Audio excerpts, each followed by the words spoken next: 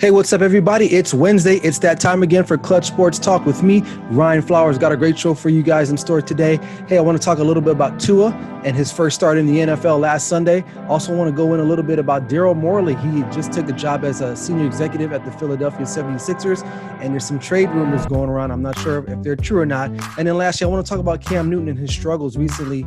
He is now, I think, 2-12 in his last 14 starts. So anyway, without further ado, it's Clutch Sports Talk, baby. Let's go. Welcome in, everybody. It's Wednesday. It's the day after the election. They're still counting votes, but hey, I'm still here with you guys, bringing you another great edition of Clutch Sports Talk with me, Ryan Flowers. Hope everybody's staying safe out there. Got your drinks. Don't know what's going to be going on with the election and everything going on, but I got some great sport debate topics I want to talk to you guys about today. But before I do that, I want to just get through some housekeeping notes. If you're watching me on YouTube right now, go ahead and just hit that subscribe button right now, hit that notifications links, and hit the thumbs up button, letting me know that you like what you're seeing. I do appreciate everybody that watches me every week, whether it's this, my podcast, or my film sessions. Hey, I really appreciate the support. But hey, what more else can I say? Another thing I would like to announce, man, I've had the great opportunity to be added as one of the next talented podcasters or social media content contributors with All Pro Digital, man. All Pro Digital is the next generation in sports media content, whether it's e-gaming, podcasts, or just straight sports talk. I am happy to announce that I am one of the new talent on the lineup there. So looking forward to that in the future. Got some big things going on with them. Appreciate the support with them as well. That's All Pro Digital, and their website is allprodigitalsports.com. Check them out soon. The website should be up available. You'll be able to see me and the rest of the All-Stars line up with that All Pro Digital. So without further ado, let's get straight into today's episode, man.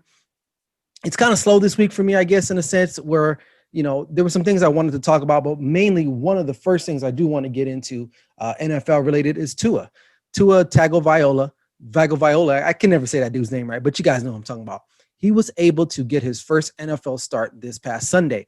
Now, he didn't have to do a lot. He threw for under 100 yards. As a matter of fact, if I'm not mistaken, he threw for 93 yards, which is crazy. And he still ended up beating a solid team in the LA Rams. Now, before I get to his performance, I will say this: his defense played their tails off as well as their special teams. I believe they had a few pick six, a scoop and score. Their special teams ran back one, so he didn't have to do a lot in order to get his first win in the NFL. He did throw his first touchdown to Devontae Parker, which he'll be able to cherish forever. So shout out to Tua right there. But let's just get into the nitty gritty of things here. So, did he play a great game? It's hard to tell. Now, he got a lot of help from his team. Now, he can't expect that every week because that's just not going to happen in the NFL. It just really doesn't happen where you get interceptions, scoop and scores, special teams touchdowns. It generally does not happen. If you've been watching football for however long I've been watching it, you don't see that every week. So a lot wasn't asked of him. The offensive coordinator said, you know what, we're up. Let's not give the game away. His first introduction into the NFL was Aaron McDonald. Aaron McDonald sacked him, I believe, or got a piece of him, causing him to throw an interception or a fumble. I forget. But that was his, hey, rookie, welcome to the NFL. But after that, he kind of settled in a little bit. They really didn't ask him to do a lot. So here's the thing about Tua. I've been documented saying that he was probably the best quarterback in last year's draft. I don't want to backtrack, but I will say this. I'm gonna add an addendum or an amendment. He looked out of sorts just a little bit, and I get it. It was his first game. You're playing Aaron Donald and the Rams. I called him McDonald. Aaron Donald, but he looked really small. Now, granted, Kyler Murray's super tiny as well, but one thing Kyler Murray does possess is his extraordinary running ability. The dude is really fast. One of the knocks on Tua is that he thinks he's more athletic than what he actually is, and he's not going to be outrunning any defensive ends, linebackers in the NFL because he's not that athletic. He's athletic enough. He's not as quick as Kyler Murray. He just looked really small in that game, and I don't know if that's going to be a telltale sign for him moving forward in his career because there are other small miniature type quarterbacks, but they all kind of possess a skill that's like extraordinary. Like Russell Wilson has a tremendous arm, but he's also kind of solid built too. Like I said, I stated Kyler Murray. Kyler Murray is very small, if not smaller than Tua, but Kyler Murray's got elite type of speed. Um, so we'll just have to wait and see. This first game, I don't want to overreact because he didn't do a lot. He didn't have to do a lot. But one thing you can say about players from Alabama, specifically quarterbacks, they don't fare well in the NFL. You go back to Greg McElroy, what's AJ McCarron, a bunch of other guys that have played under Nick Saban's system. They have not really have that much success in the NFL. So will Tua be another product of that? I mean, it's hard to say because you think about it. He played in the best conference in college football. The SEC is basically a tryout for the NFL because every team pretty much in the SEC has at least 4 to 5 NFL type guys. So why is it that he struggles? And it's not just quarterbacks too. You got a lot of Alabama players in general that do not fare well in the NFL. Now some do. I mean, if you really think about the best Alabama football player right now currently, who's actually really like who you could probably say might be a Hall of Famer currently, is probably Julio Jones. I mean, now there are some other nice guys out there. Derrick Henry's career has picked up as of late. Calvin Ridley, I think this is his second, third year in the NFL, maybe second year if I'm not mistaken. There's some other dudes out there, but mainly, especially on the offensive side, there haven't been a lot of players from Alabama that played for Nick Saban that have actually really had that much success. So, it's just going to be a wait and see thing, but Tua definitely does possess one thing that you probably do need in a quarterback. And this is something that Dak Prescott has, is leadership ability, and guys want to play for him. So I think when they gave him the nod, there might've been some veterans in that locker room that probably felt like he probably wasn't ready, but there probably was some other dudes that probably felt like, you know what, the guy's been practicing real hard. He has leadership abilities, and that injury, I'm not really worried about the injury, because he's bounced back from that, especially after taking that first hit. He didn't look like he was scared to play. He just didn't look like he belonged in that certain sense, but that could be due to all the play calling, all the situations and scenarios that happened in that game. So, it's not something that I'm really, really concerned about with him. So we're just going to have to keep it moving and wait and see with him, but he doesn't look like Justin Herbert. Justin Herbert looks like he's ready for the NFL. So, and Justin Herbert probably, a lot of people didn't like Justin Herbert, but a lot of it could be due to how he didn't call the plays, but his play calling in college. Now you're seeing them open up things for him. He can run. We saw that in the Rose Bowl. Tua is not quite the runner, but Tua does have some pretty good accuracy. The arm strength, we'll have to wait and see again with that. But Tua, good luck to him. Good luck to him on his next game. Hopefully we can get a better sample size portion of his actual workload to determine whether or not it's going to succeed or not. Because the Dolphins, one thing, they know something. They could have stayed with Fitzpatrick, but they're saying, we need to know now what we got, because if we need to go into this draft here and get another quarterback, then that's what we have to do. I hope that's not the case, but we'll just have to wait and see. So Tua, good luck, man. Hopefully it works out for you, but we'll just we'll have to wait and see. Well, moving on, staying in the NFL, we're going to move and actually stay in the same division. There's another quarterback who is struggling right now, who, I had my reservations with him earlier in the season, even prior to, even in the offseason, is Cam Newton with the New England Patriots. They have lost, I believe, 3 or 4 in a row, which is not very common in Foxborough. The Patriots are struggling. Could you say the last game you can put it all on Cam? He did fumble. I've in my heart of hearts, I felt that they were going to beat the Buffalo Bills if he had held on to that ball. They were moving the ball. I don't think they were just setting up for a field goal. They were setting up for a touchdown. He fumbles the ball. I know it was cold. It was kind of rainy, yada, yada, yada. Cam Newton has been struggling, man. And I get it. He doesn't have the best talent around him. New England cannot draft a wide receiver to save their life, nor a running back. Their best running back from that I can remember that was there like an all-pro was probably Corey Dillon. And Corey Dillon, I think, signed there via free agency many years ago from the Bengals. Other than that, you got Rex Burkhead, James White, Sony Michel, who we thought was going to be pretty decent, but where is he at? The receiving core is not the best either. Julian Edelman is a shell of himself now with Tom Brady not in Foxborough anymore. He's on the IR. N'Keal Harry is looking like a bust. Mohamed Sanu couldn't even make the team anymore. They had to cut him. So he's just throwing to guys that we don't even know who they are. But even prior to that, Cam Newton really was not a great thrower of the football, even in his last days in Carolina. Now, some of that could have been the shoulder injuries. Who knows? But His MVP year, don't be mistaken. He didn't win the MVP because he threw the ball well. He won the MVP because he ran the ball. I think he had 10 plus rushing touchdowns that year, and their team won, I think, 11 or 12 games. So that solidified his spot as the MVP. Was he the best quarterback that year from a quarterbacking perspective? Probably not, but he was the hottest and probably the best player on the field any given Sunday, right? So the struggles today to me are not that surprising. You know, he just doesn't have it. He just doesn't have it anymore. And he's playing for his NFL career at this point. Now, you know, they release a lot of videos of him working out hard, and some of that stuff could have been premature because I'm guilty. The first 2 games, I was like, okay, well, this might work. They're running the ball with him. Maybe they could set up a little play action, something like that. But these last couple of games, man, it's just not working. And granted, to come to his defense, he suppose he had contracted COVID, missed 2 weeks of practice, if I'm not mistaken. There's a lot of things, but I don't think Cam Newton is worth that much money anymore. And that's why he received the contract that he did. And Bill Belichick understands that. And that's why Bill Belichick said, you know what, we're going to give you a 1-year deal, I think worth like $2 million, if that. And a lot of people were shocked and absurd that they would even offer a Super Bowl quarterback and an MVP quarterback that type of money.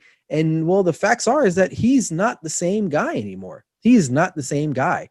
Like I said, it could be injuries, but Cam Newton has never really been that much of a passing type quarterback. He's a runner. That's what he does. That's what he gets paid to do. And that's kind of his calling card. And they run him a lot.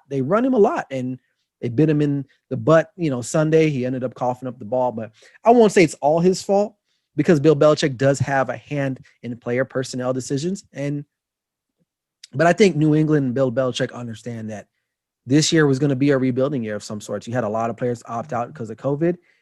He decided not to get help at the wide receiver spot. So I'm not going to blame Cam Newton all the way, but he definitely does have to shoulder some of it because he's not playing well, period. So I hope Cam, and right now that division is looking pretty tough. I mean, I'm not going to say Miami could win it, but who knows? The Dolphins could probably win that division. Buffalo is not looking that good anymore.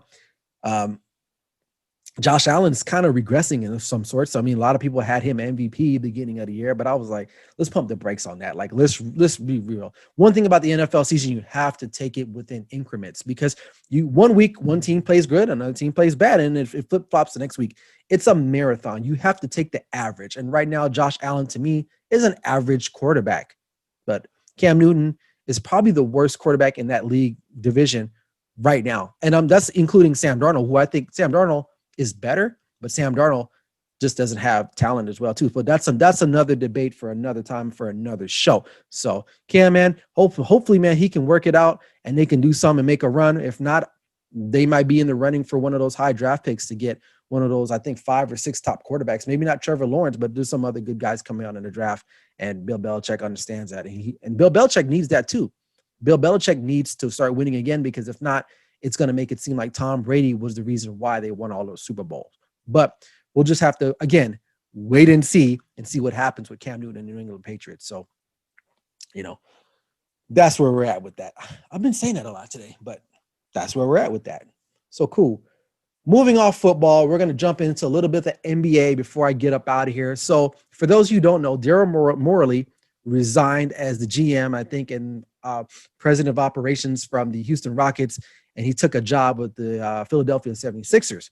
Now, they retained Elton Brand, who was the GM there, who still is the GM there. And here's the thing. So a lot of people weren't excited about the move. I'll give Darryl Morey credit. He did make the Rockets relevant. He did exercise his abilities to get James Harden. I'll give him that. Now, towards the end, he kind of messed up what was going on in Houston by getting rid of Chris Paul, adding Westbrook, whatever. But now it's in the news today that he may be trying to lure James Harden via a trade. Now, I have a couple of things about that. One, Houston Rockets will never give up James Harden unless he leaves and signs as a free agent somewhere else. Or he becomes really disgruntled and is like, I'm forcing my way out of here, which happens a lot in the NBA because it's a players league.